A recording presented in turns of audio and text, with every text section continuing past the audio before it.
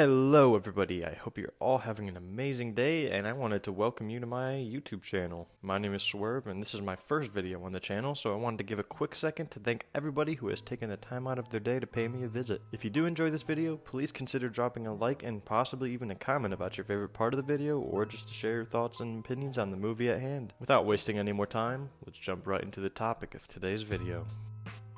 Fight Club is one of those films that keeps sticking in the back of your mind weeks after watching it. Even though it was released more than 2 decades ago, the philosophical ideas that the film touches on really resonates with most viewers. More specifically, Men. Directed by David Fincher and based on the 1996 novel of the same name, Fight Club focuses on an unnamed narrator suffering from insomnia who is discontent with his life. When we first enter the world of Fight Club, we are introduced to the narrator, played by Edward Norton. The world is that of boredom, a world where everything is fake and nothing is important. Everything is a copy of a copy, dressing the same, drinking the same lattes. The days simply pass by with nothing interesting or exciting ever happening to the narrator, who's the character we see the world through the eyes of. He finds comfort in purchasing IKEA furniture for his studio apartment. Because of this unhappy life he's been living, his body can never rest, so he's never asleep, but he's never really awake. To solve this problem, he attends various support groups for deadly diseases in search for people who are also in despair about their life.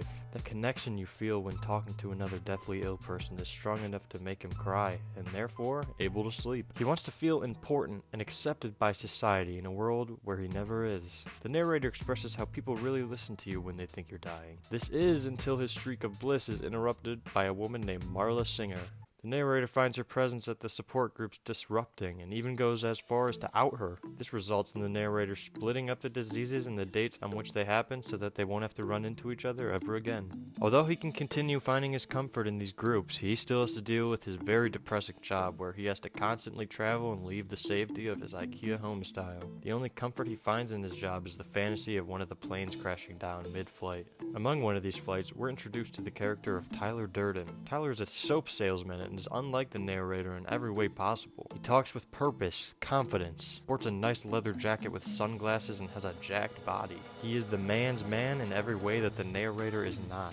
After this flight, the two go on their separate ways, with Tyler driving off in a sports car and the narrator taking a taxi back to his regular life, only to find that his apartment has exploded and his entire lifestyle has been reduced to atoms. It's at this point where we start to see the narrator change. Nowhere else to go, the narrator calls Tyler from his business card that he gave him and meets him at a bar. The narrator explains to him how his apartment and worldly possessions had been exploded in a fire. Tyler, on the other hand, talks about how the narrator's lifestyle detaches the mind from what we're truly destined for. He mentions how destructive the consumer mindset is and how it makes men weak. We are byproducts of a lifestyle obsession. This shows where Tyler's priorities really lie in a society such as this. Not on war, poverty, or political news, but rather the basic human lifestyle that the average man lives. Comforting yourself with celebrity news and media on screens that aren't really there. That is why Fight Club continues to be important for men, even to this day. We constantly surround ourselves with social media and other distractions when we feel bored to stimulate our minds for a temporary amount of time.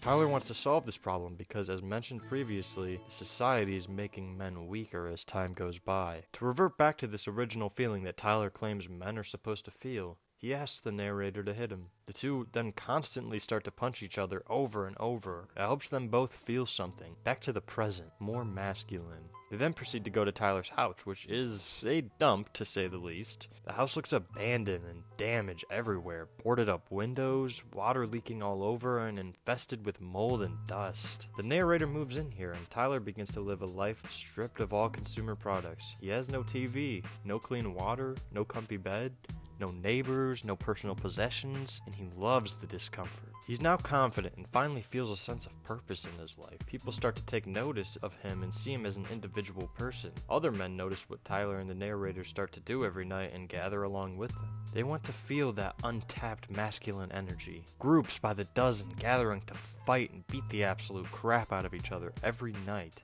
This eventually leads to the group being formed of these men, and this is known as Fight Club. Tyler states that the point of the club is to reject what they call feminine conformist indoctrination. With all these men now feeling a sense of purpose in life, the true story of Fight Club can now begin.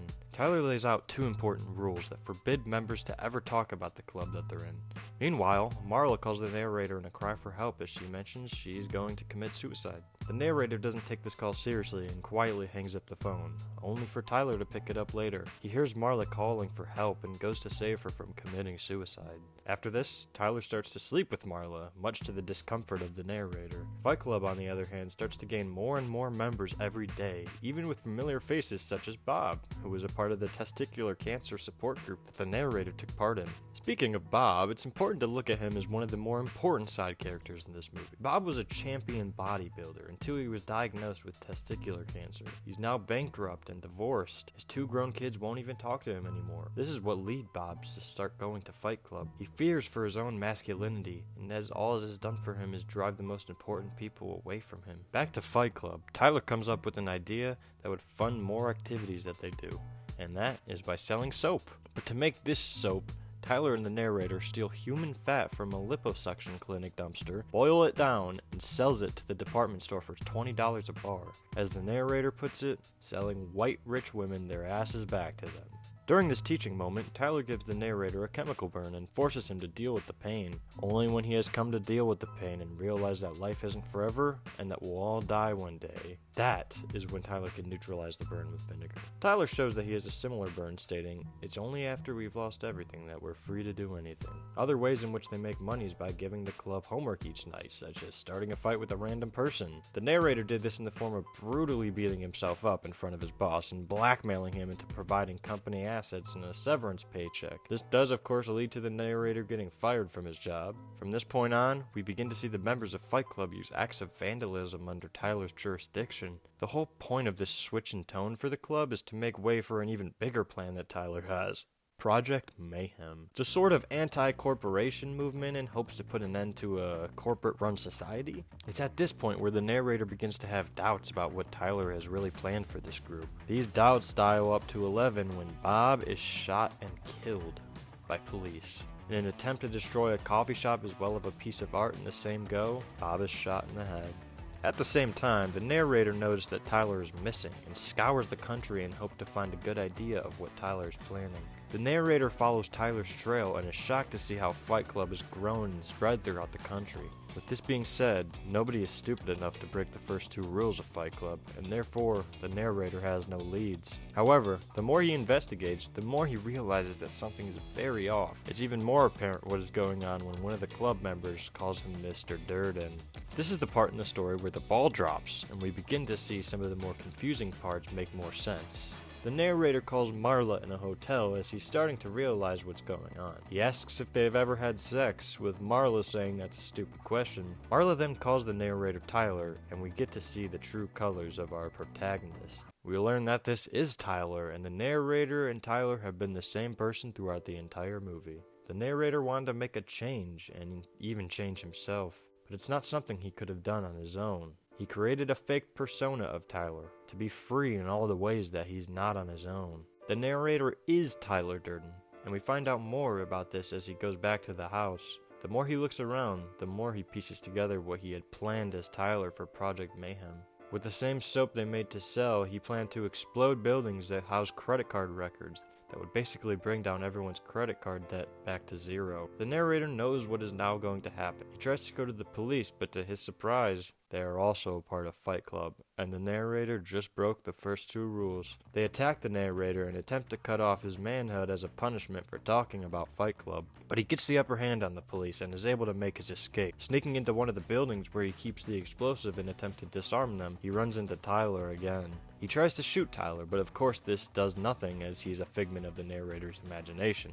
After the narrator gets in a long and violent fight with himself, Tyler then brings the narrator up to a tall building, sticking a gun inside his mouth, taking us back to the very first scene of the movie. But now we know more about the narrator than we did before. He is self-aware of the truth behind Tyler, and he uses this to his advantage. He realizes that he's the one actually holding the gun and shoots himself through the cheek, finally putting an end to Tyler Durden. At the same time, Marla was kidnapped by Fight Club and brought to the tower by the narrator. He saves Marla from whatever the club was going to do to her, but it's too late to stop any of the other mayhem. And one of the strongest and most memorable endings to a movie, the narrator and Marla watch as chaos unfolds and multiple buildings are detonated right before their eyes.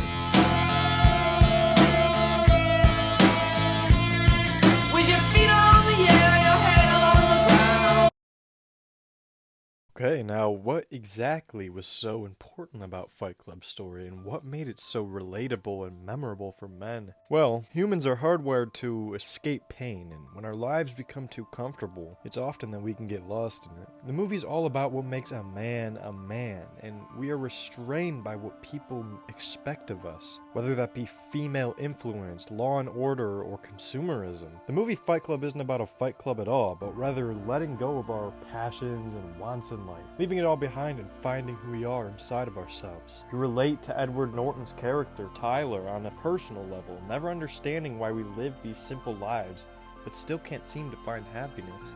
It's also in the character of Marla where we see the narrator change who he is just so he can be with her. He becomes Tyler whenever he's intimate with Marla, as he's not confident in himself and how he would perform as his own self. As men, we find ourselves acting very differently around women when we feel nervous. But the narrator took this to another level, and his fake persona was the only one that could be with Marla. It got to a point where him getting with Marla would be as if he was cucking his own best friend out of his girlfriend. I guess the lesson to be learned in all this is that if we really look around every once in a while, there's a large, beautiful world out there, just waiting to be explored and seen, and happiness is found in doing the things that we love and taking care of ourselves. If we don't do that, we might just end up like our own Tyler Durden.